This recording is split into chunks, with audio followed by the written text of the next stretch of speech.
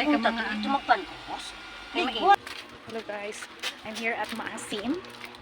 Pero wala kami sa beach resort. Dito kami sa private na bahay dito malapit sa beach. So pinsan ng celebrant. Yan o. Oh, ang ganda ng dagat. My gosh. Gusto kong sumakay ng canoe next time. Wow, ganda. So dito kami titira mamayang gabi. Overnight kami.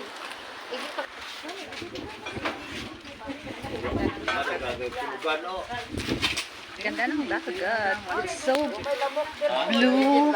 It's so clear blue. So dito kami sa Maasim, Sarangan. So overnight kami dito mamaya.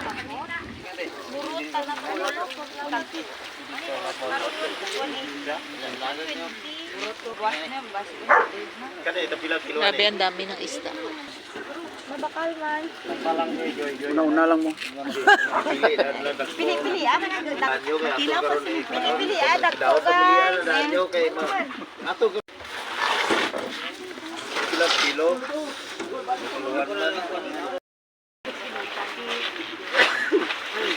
Isawap na.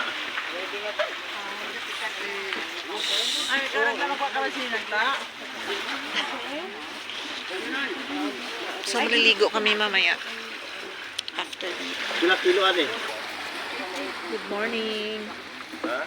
So, laki ng iPad. So, wala talagang ayos na tulog ako kagabi.